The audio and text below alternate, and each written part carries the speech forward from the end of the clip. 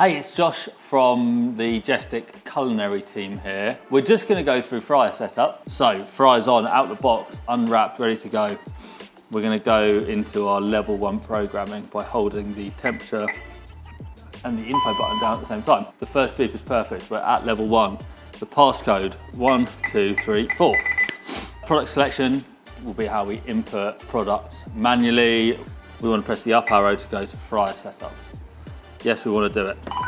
And then we'll just go through and input some of our background information in the fryer so we can start using it. So we're going to use the up and down arrow to navigate through the parameters. We're going to use the left and the right to adjust the parameters if there's options available. Anything that requires numbers and letters, we're going to use the buttons 1 through to 0 at the bottom to old school text type it. Language-wise, I'm happy with English. Zone, this is for daylight savings. We're in Europe, so we'll leave it as Europe. And then temperature format, Celsius or Fahrenheit. Time format, 24 or 12 is available. We'll enter the time. It's actually 12:01. So we'll type 12:01 and we'll confirm the change there. Date format, do we want it international or do we want it in the US? We'll then enter our date. That's today's date, so we'll leave that be. The fryer type is an electric fryer or a gas fryer. Is the VAT a full VAT or do we have a split VAT with a divide down the middle? Control position, multiple banks of fryers.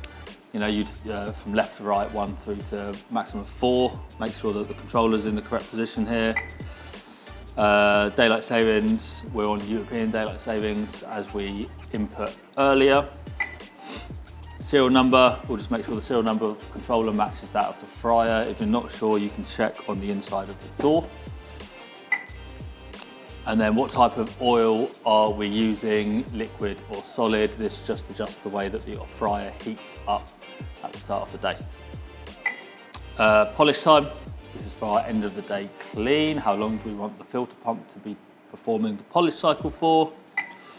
And then quick config, we can either have this set for fries or we can have it set to empty.